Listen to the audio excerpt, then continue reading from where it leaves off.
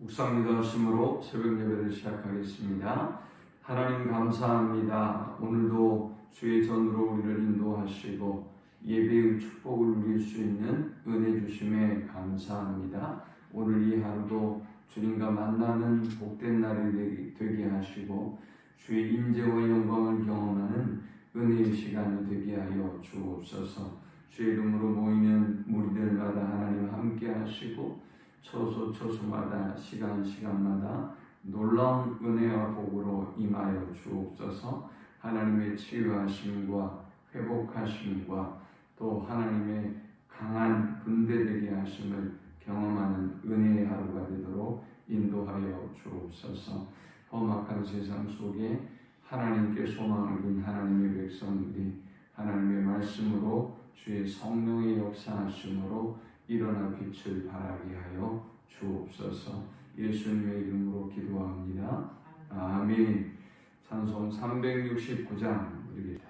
죄짐 맡은 우리 구주 어찌 좋은 친구인지 걱정 근심 무거운지 우리 주께 맡기세. 주께 고함 없는 고로 복을 받지 못하네. 사람들이 어찌하여 아를 줄을 모를까. 시험 걱정 모든 괴로움 없는 사람 누군가. 부질없이 낙심 말고 기도드려 아뢰세. 이런 진실하신 친구 찾아볼 수 있을까. 우리 약함하시오니 어찌 아니하릴까. 근심 걱정 무거운지 아니 진짜 누군가. 피난처는 우리 예수 주께 기도드리세. 세상 친구 멸시하고 너를 조롱하여도 예수 품에 안기어서 참된 위로 받겠네. 아멘. 오늘 이 시간에 주시는 살아계신 하나님의 말씀은 신약성경 마태복음 21장 12절에서 22절의 말씀입니다. 예수께서 성전에 들어가사 성전 안에서 매매하는 모든 사람들을 내쫓으시며 돈 바꾸는 사람들의 상과 비둘기 파는 사람들의 의자를 둘러 엎으시고 그들에게 이르시되 기록된 바 내 집은 기도하는 집이라 일컬음을 받으리라 하였거늘 너희는 강도의 소굴을 만드는도다 하시니라. 맹인과 저는 자들이 성전에서 예수께 나아오매 고쳐주시니 대제사장들과 서기관들이 예수께서 하시는 이상한 일과 또 성전에서 소리질러 호산나 다윗의 자손이여 하는 어린이들을 보고 노하여 예수께 말하되 그들이 하는 말을 듣느냐. 예수께서 이르시되 그렇다. 어린 아기와 젖먹이들의 입에서 나오는 찬미를 온전하게 하셨나이다 함을 너희가 읽어본 일이 없느냐 하시고 그들을 떠나 성 밖으로 베다니에 가서 거기서 유하시니라.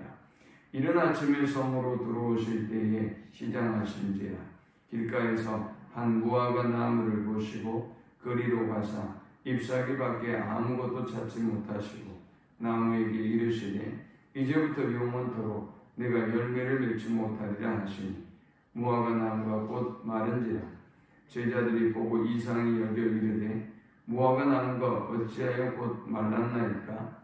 예수께서 대답하여 이르시되 내가 진실로 너희에게 이르노니 만일 너희가 믿음이 있고 의심하지 아니하면 이 무화과 나무에게 된 이런 일만 할 뿐 아니라 이 산더러 들려 바다에 던져지라 하여도 될 것이요 너희가 기도할 때 무엇이든지 믿고 구하는 것은 다 받으리라 하시니라. 아멘.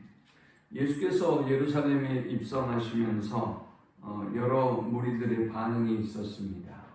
호산나 다윗의 자손이여 라고 외치면서 그들을 정치적인 또 그 시대의 상황과 처지에서 마치 다윗 왕처럼 구원해 주시기를 열망하는 사람들이 있었습니다.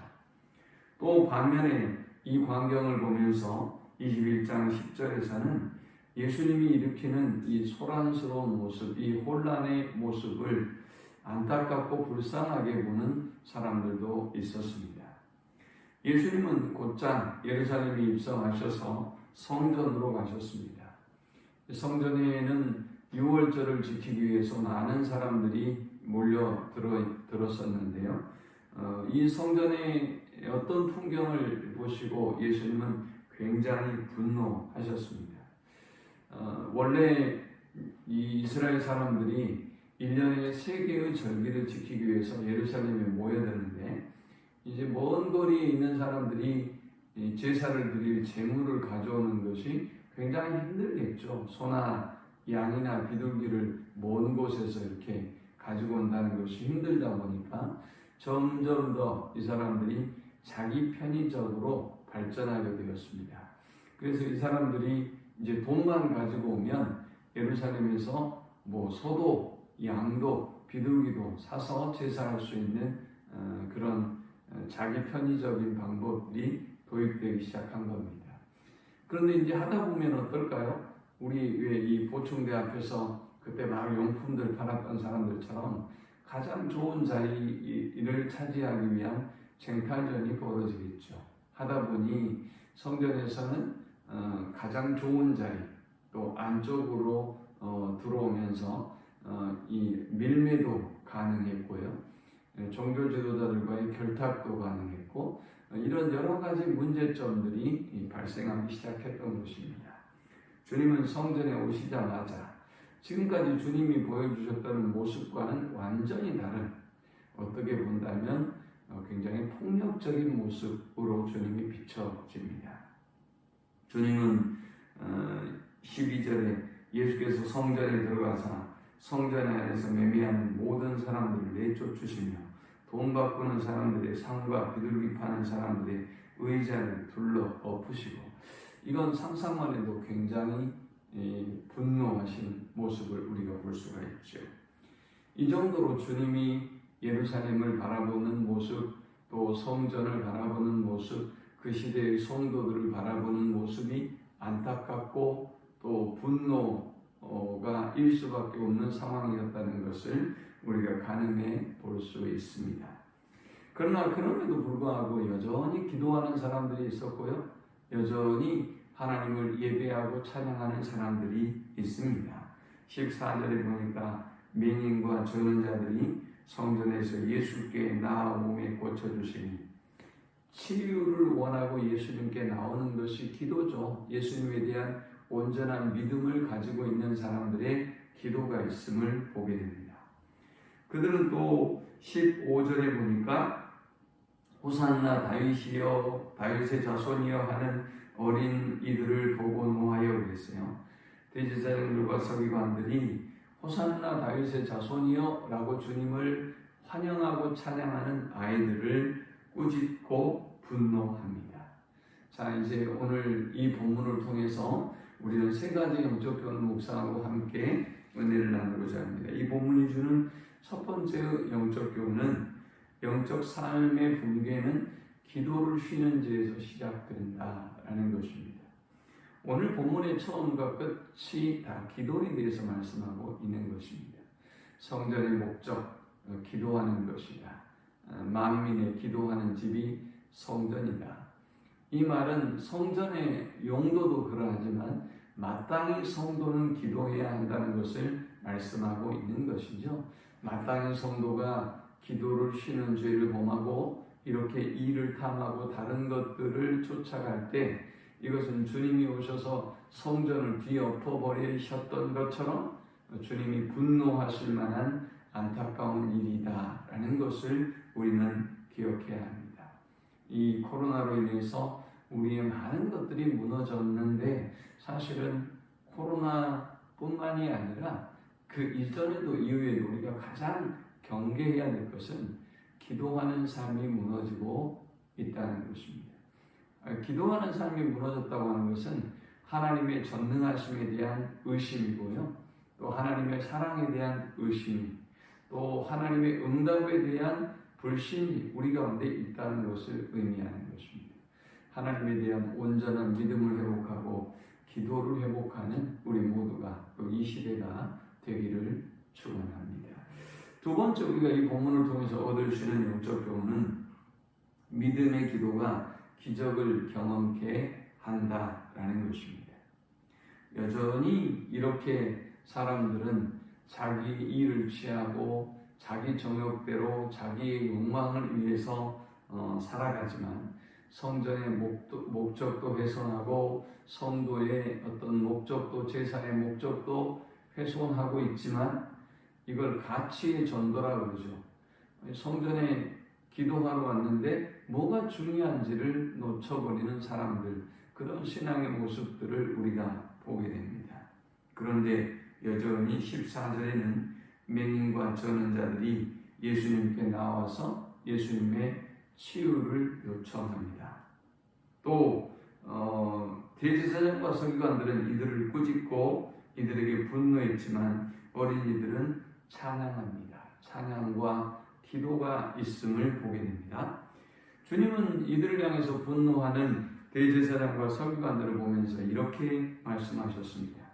16절에 예수께서 말하되 그들이 하는 말을 듣느냐? 예수께서 이르시되 그렇다.